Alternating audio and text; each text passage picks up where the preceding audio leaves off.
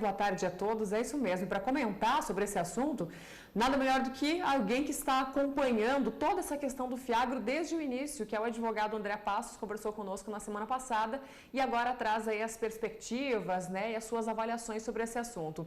André Passos, mais uma vez, seja muito bem-vindo ao Canal do Boi e a minha pergunta é em relação à regulamentação. Existe uma regulamentação que será específica para o Fiagro ou será como o do fundo imobiliário? Mais uma vez, bem-vindo ao Canal do Boi. Boa tarde para você. Muito boa tarde, Sara. Mais uma vez agradecido e honrado com o convite e mais uma vez um prazer falar para a sua audiência. Realmente, Sara, é uma questão que salta, a questão da regulação.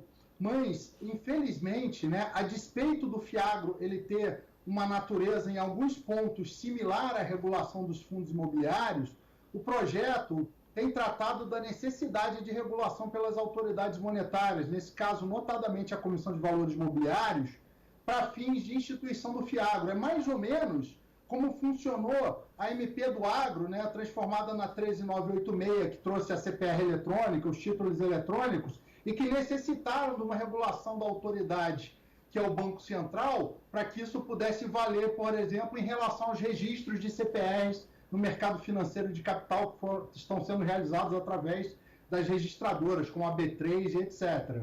Então, não há vamos dizer assim, uma adesão automática, não há uma regulação hoje pronta, a despeito da sanção do Fiagro está muito próxima, e até pela própria natureza do Fiagro, a gente tem acompanhado isso, e ele começou com essa carinha de fundo imobiliário, como você bem salientou, mas ele se expandiu e ele adere a outros títulos do agronegócio e a operações de trade finance na sua carteira, ou seja, na carteira do fundo, que exigem que essa regulação seja uma regulação mais específica, respondendo à sua pergunta.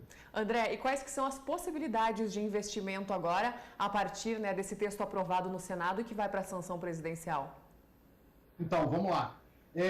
Duas questões foram muito importantes nessa discussão na reta final no Senado, A primeira questão, como que as autoridades elas controlariam a questão do diferimento, porque na regulação do Fiagro, quando você aporta os fundos, aquele dono de terra que teve um ganho de capital teria um diferimento do ganho do imposto de renda para viabilizar você aportar terras no Fiagro. E a outra questão é aquilo que a gente discutiu na última conversa, a questão de como fazer, então, para evitar que a adoção do Fiagro, vamos dizer assim, ele ultrapasse o regramento que regula as aquisições de propriedades por estrangeiros. Então, dirimida essa discussão, ontem na discussão do Senado, etc., quando finalmente o projeto foi aprovado e foi a sanção, se dirimiu através de como? Olha, as regras do mercado financeiro de capitais se aplicam ao Fiagro e à representação dos investidores, então, e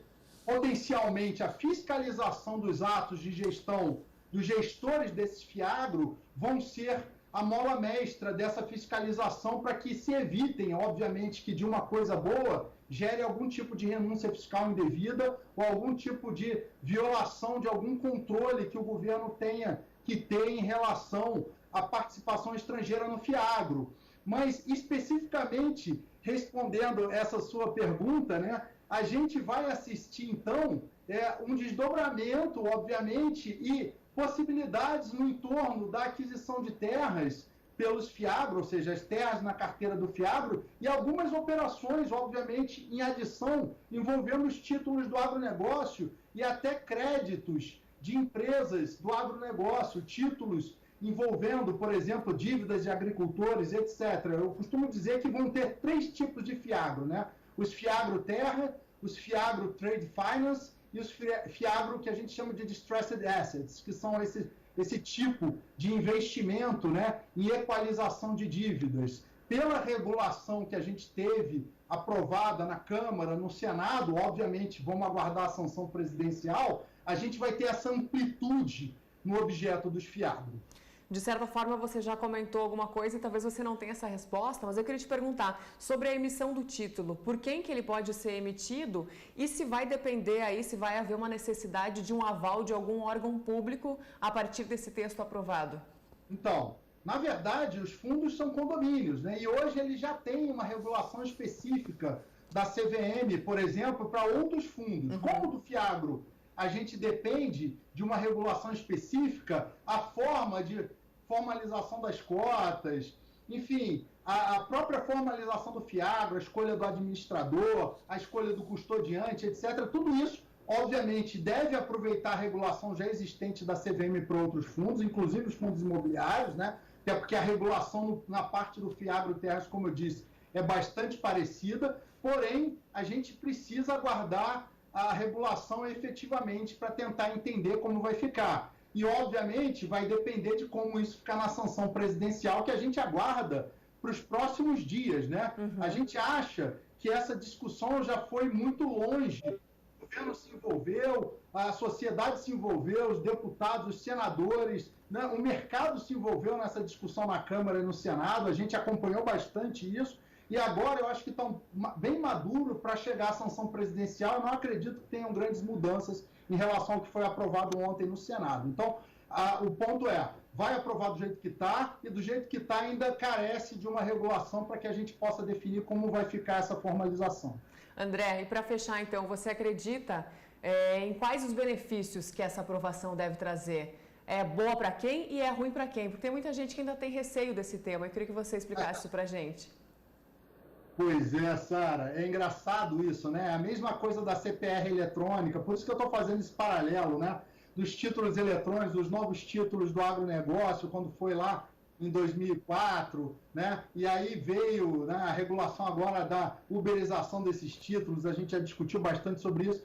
Eu acho que só tende a melhorar o ambiente de negócio, eu acho que só tende a gerar mais transparência, como o registro em mercado das CPRs, a facilitação. Acho que isso vai gerar liquidez, né? Acho que isso não vai gerar um afrouxamento na fiscalização, né? Uma forma de burlar a questão da regulação, como nós falamos na outra entrevista.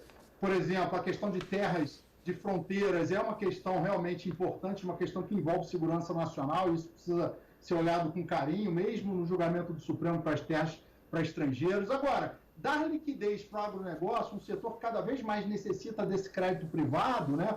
E no momento em que o governo necessita de espaço no orçamento, a gente está discutindo aí a PEC emergencial, novo auxílio emergencial, se vai ser PEC de guerra e etc., é sempre bem-vindo. Ou seja, eu acho que o efeito vai ser muito positivo, tal qual tem sido o efeito da regulação e da própria experiência que a gente tem tido com a MP do agro, né? Com esses títulos novos e com essa eletronificação ou uberização dos títulos do agronegócio. Tá certo, André. Mais uma vez, muito obrigada pelas suas contribuições e esclarecimentos aqui ao vivo com a gente no programa Agricultura BR. Obrigada e até mais.